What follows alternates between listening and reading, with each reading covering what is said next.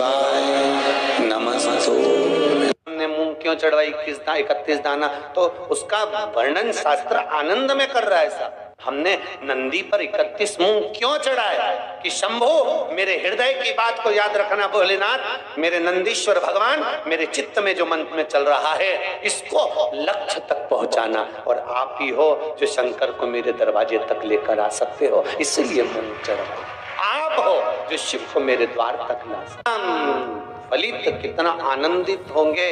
इसलिए शायद शिव महापुराण की कथा कहती है, शंकर का अनुमोदन करता है, शिव महापुराण वर्णन करती है, स्कंद पुराण में शंकर का पावन चरित्र कहता है, स्वयं भगवान शिव की लीला करती है कि एक बार रावण लंकाधिपति कुबेर को जीत कर आ रहा था, और रावण लंकाधिपति जब कुबेर को जीत कर आ रहा था, तभी बीच मार्ग में भगवान नंदीश्वर दिख गए। कैलाश पर नंदी नजर आ गए और नंदी को देखा तो हंस दिए।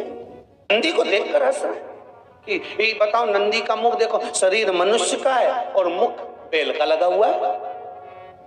अरे प्रगटे थे, सुंदर बालक थे, बड़े सुंदर, इतने सुंदर थे, इतने सुंदर थे। शिव महापुराण की कथा कहती है जैसे मेरे भोलेनाथ सुंदर थे। गणेश जी की प्रियता है दुर्वा। क्या प्रियता है? दुर्वा। कितनी दुर्वा गणेश जी को समर्पित करी जाती है? मात्र 5। कितनी? आज के जमाने में लोग गट्ठा बनाकर चढ़ा दें, वो अपनी जगह पर है। 5 दुर्वा पंचम इंद्रियों को वश में करने के लिए, और भगवान के 5 जो स्वरूप हैं उनको अपने भीतर उतारने के लिए 5 दुर्वा। और दुर्वा में भी 3 गांठ। जब दुर्वा समर्पित करी जाती है तो उसमें नीचे दुर्वा की डंडी पर गांठ रहती है, 3 छोटी छोटी गांठें होना चाहिए।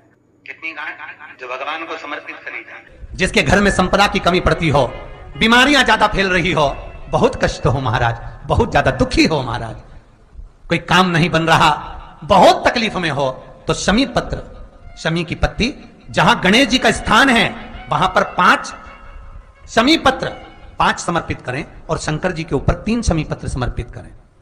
बहुत ध्यान देना, 5 शमी पत्र जहां गणेश जी का स्थान है शिवलिंग में वहां समर्पित करें, 3 शमी पत्र शिवलिंग के ऊपर समर्पित करें।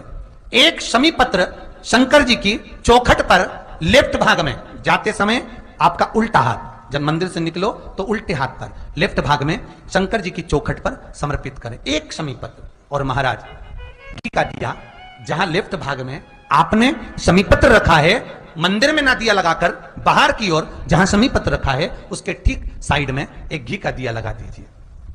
केवल गणेश चतुर्थी से लेकर अनंत चतुर्दशी तक गणेश पुराण कहती है भगवान गणेश जी का, मोर ध्वज का, मयूर ध्वज गणेश का नाम लेकर जो ये दीप शमी पत्र चढ़ा देता है, उसके घर से कभी रिद्धि सिद्धि नहीं जाती, वैभव प्रतिष्ठा नहीं जाती। कर देखो, गणेश जी महाराज और एक शंकर जी, ये 2 देवता ऐसे हैं जिन पे तुलसी नहीं चढ़ती। शंकर पर तुलसी चढ़ा दो तो व्यक्ति रोगीला होता चले जाता है, और गणेश जी को तुलसी चढ़ा दो तो व्यक्ति के घर का धन छिन्न हो जाता है महाराज।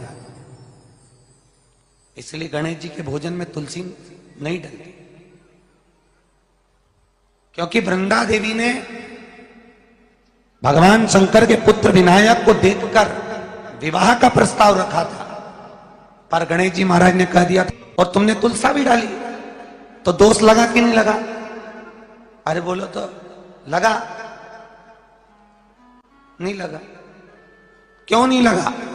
अगर थाली को अंदर से लेकर आए, पुष्टि मार्ग का नियम, जब ठाकुर जी के सामने 56 भोग, कुनवाड़ा, अन्नकूट लग जाता है, लगने के पहले उसको जब लेकर आते हैं रसोई घर से, भोजनशाला से, तो उसमें तुलसी डाल के नहीं लाते। अगर रसोई घर से भोजन में तुलसी डलकर अगर ठाकुर जी के सामने वो थाली रखी, तो ये पक्का है वो थाली ठाकुर जी नहीं जीमेंगे, क्योंकि उसमें तुलसी रखी हुई आई है। हाँ, जब ठाकुर जी के सामने थाली रखा गई और तुमने थाली रखने के बाद में मंदिर के सामने बैठ के फिर तुलसी डाली, तो ठाकुर जी उसको स्वीकार कर लेते हैं। क्यों? क्योंकि 33 करोड़ देवी देवता एक जगह पर विराजमान हैं। जब हम थाली रखते हैं प्रथम देव उस भाग को ग्रहण कर ले। जब तक तुलसी डालते हैं प्रथम देव अपनी दृष्टि हटा लेते हैं। समय होता है, एक टाइम होता है, एक पल होता है, एक घड़ी होती है कि गणेश जी महाराज हमारे घर में आ गए। गणेश जी की सबसे पहली जो आरती हो, उस आरती के समय पर अगर धूप बत्ती जलाई जाए या गोबरी को जलाकर उसमें गूगल छोड़ी जाए और गूगल छोड़ने के बाद गणेश जी का नाम ध्रुम वर्ण कह दिया जाए तो गणेश जी को तुम्हारे घर की पूजा स्वीकार करना पड़ती है। बस वो समय हम जानते,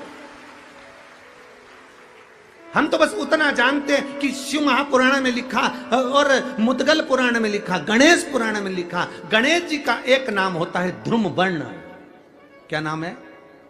ध्रुम वर्ण गणेश जी का एक नाम होता है। जब हम धूप जलाकर और धूप लगाने के बाद में गणेश जी की सबसे पहली आरती करने के पहले अगर हम सबसे पहली आरती गणेश जी की कर रहे हो, अपने घर में स्थापना कर रहे हो, बिठा रहे हो और तुम चाहते हो कि गणेश जी मेरे घर में आके मेरी पूजा को स्वीकार करें और जो मांगू मेरा गणेश मुझे दे 10 दिन के अंदर, तो पहला नाम लेकर पुकार लेना ध्रुम वर्ण विनायक, बैठो, बस काम हो गया। वो फिर ही होकर आता। सुंदर जोड़ी थी शंकर और पार्वती की, सही है कि गलत है?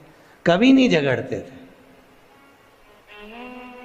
इसलिए पृथ्वी पर ना तो लक्ष्मी जी के व्रत हैं, ना ब्रह्माणी के व्रत हैं, ना इंद्राणी के व्रत हैं।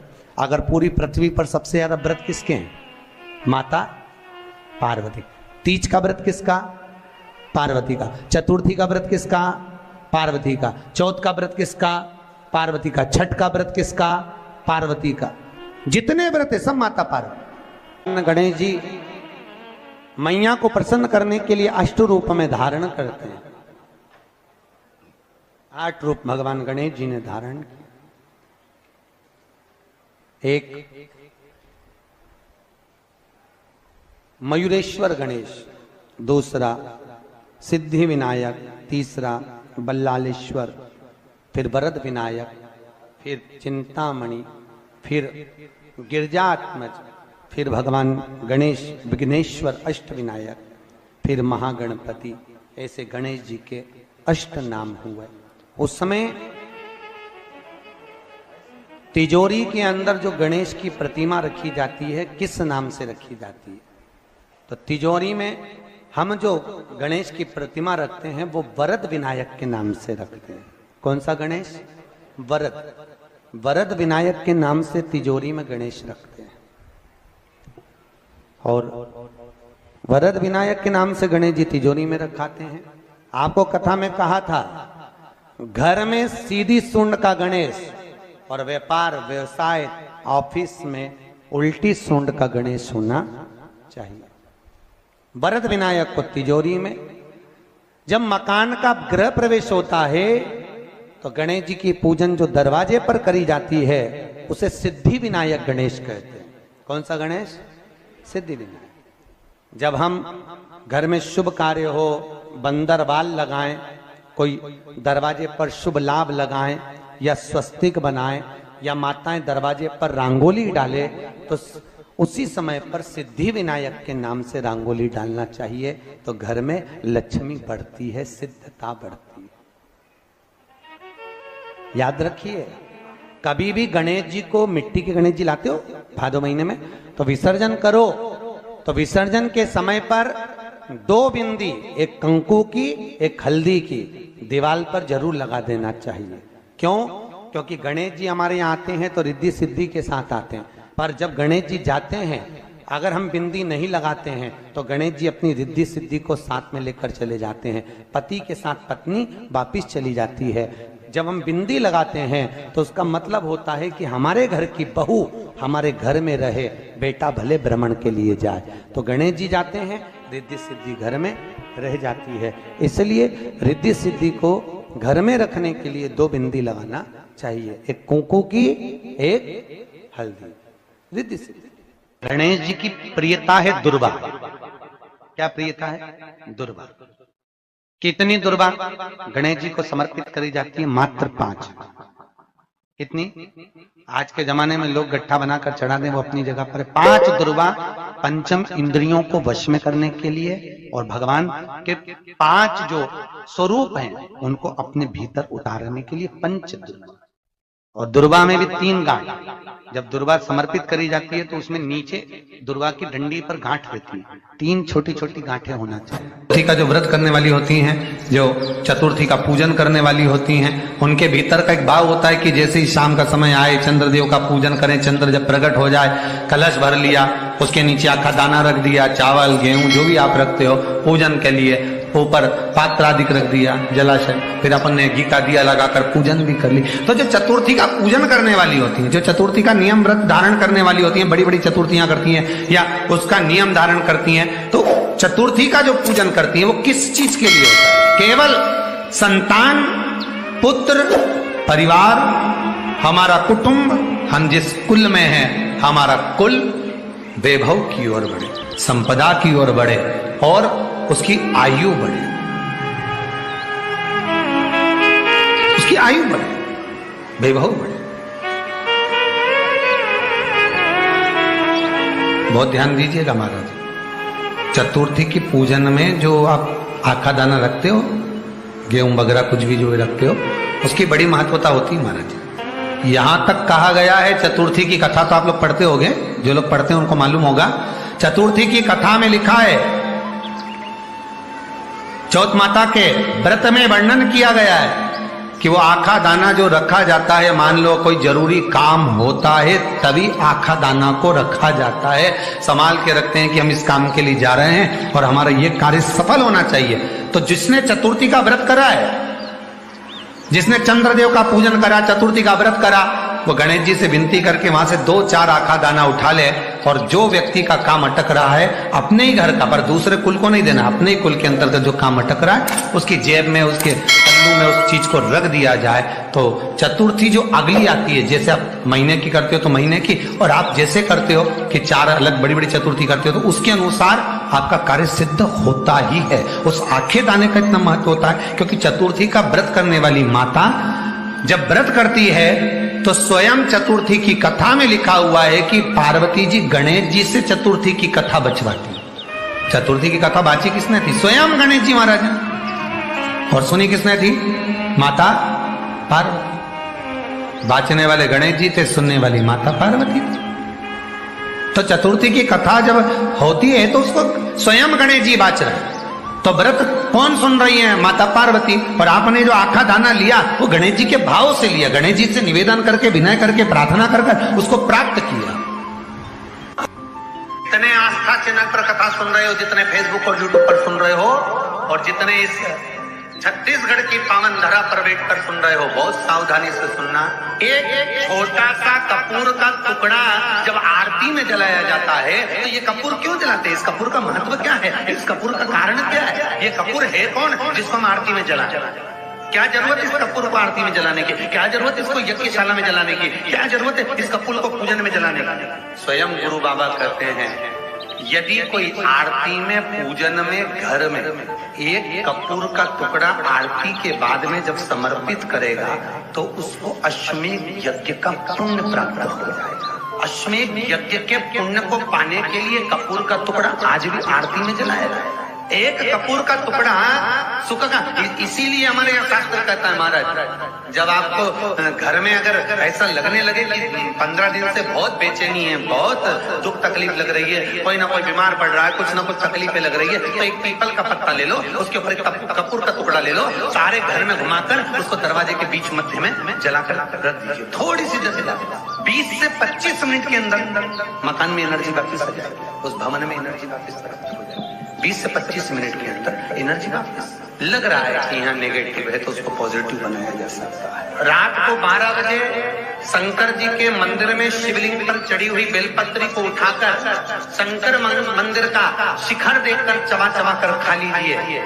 आपके पांव के घुटने बदलने की जरूरत नहीं पड़ेगी, ऑपरेशन की जरूरत नहीं। पेट अलमस्तता। इस संवाद के अंतर्गत ये जो संवाद आया है श्री गणेश जी महाराज ने श्री शैलम पर कार्तिकेय महाराज की पावन धरा पर, मल्लिकार्जुन की पावन धरा पर, श्री शैलम में 3 प्रश्न श्री गणेश जी महाराज ने करे और वो गणेश जी के 3 प्रश्न आपको भी ज्ञात होना चाहिए। पहला प्रश्न गणेश जी महाराज ने अपनी माता से कहा, माँ, मृत्यु लोक के अंतर्गत इस भूमि पर जन्म लेने के बाद में अगर व्यक्ति को वृद्ध अवस्था का सामना ना करना पड़े तो उसके लिए क्या करना चाहिए?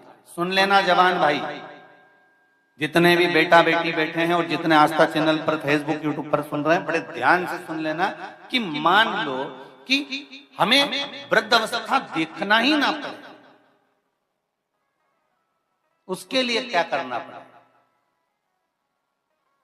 तो कहा उसका एक ही साधन, राम राम रटते रहो जब तक घट में प्राण, कब हो तो दीन दयाल के भनक पड़ेगा। महाराज, एक कर्म करते रहो, तुम्हारा कर्म जरूर करो, काम करते करते करते करते करते करते भी भगवत स्मरण करते। धर्म और कर्म, इन दोनों में अंतर क्या है? बोलो रे, जल्दी जल्दी बोलिए। धर्म और कर्म में अंतर क्या है? धर्म अष्टविनायक में एक विनायक, सबसे प्रबल विनायक, अष्टविनायक में सबसे प्रबल।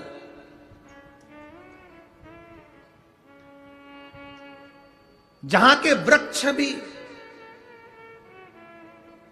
मोर का रूप लेकर आवाज लगाते हैं शिव जी को,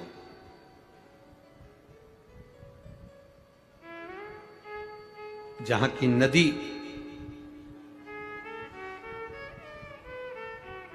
सिंधुरासुर असुर के कारण करहा रही है। जरा सा कर्जा हो जाए ना और तुम अपने रिश्तेदार से मात्र 5 लाख रुपए मांग कर बताओ, मात्र 5 लाख, 5 भी जाने दो, चलो 3 लाख ही लेकर बताओ। बहुत तकलीफ में हूं जी। सब दूर खबर हो गई कि श्रीमान कर्जे में डूब चुका है, कर्जे में डूब गया, पूरे मार्केट में बात फैल गई, पूरा डूब गया, दुकान भी डूब गई, व्यापार डूब गया, सारा कर्जा कर्जा कर्जा कर्जा कर्जा कर्जा हो गया, सब डूब गया। और उस बीच में तुम रिश्तेदार के पास जाओ कि मुझे 5 लाख की, 2 लाख की, 3 लाख की जरूरत है। रिश्तेदारों को मालूम पड़ गया कि ये कर्जे में है, बहुत डूब चुका है, कुछ नहीं बचा। बहन के पास जाओ, रिश्तेदारों के पास जाओ तो बहन के ही बच्चे कहते थे, मम्मी देना मती, पूरा मार्केट में डूबा पड़ा हुआ है, बिल्कुल कुछ नहीं है, लौटाएगी कहां से मासी, देगा कहां से मामा, काका क्या करेगा, कैसे देगा? कोई नहीं देगा साहब, कोई नहीं, मैं चुका दूंगी, मैं दे दूंगी, तुम मुझे दे दो ना थोड़ा सा, अभी जरूरत है, बेटा पढ़ाई कर रहा है, बेटी का फीस जमा करना है, थोड़ा सा दे दो ना, मैं दे दूँ, मैं दे दूँ, मैं कर दूँ, आप करो ना प्लीज, थोड़ी सी व्यवस्था करो ना। ए मेरी जीजियों, सबके पास जाकर देख लो, फिर आखिरी में जब कहीं से कोई व्यवस्था ना हो तब एक दुर्वा, एक बेलपत्र, एक लोटा जल, दुर्वा सुख सुंदरी पर, बेलपत्र शिव पर और एक लोटा जल दक्षिण में खड़े होकर उत्तर की ओर मुख कर शंकर को चढ़ाना चालू कर दो। फिर देखो 5 की नहीं 10 की व्यवस्था वो करे।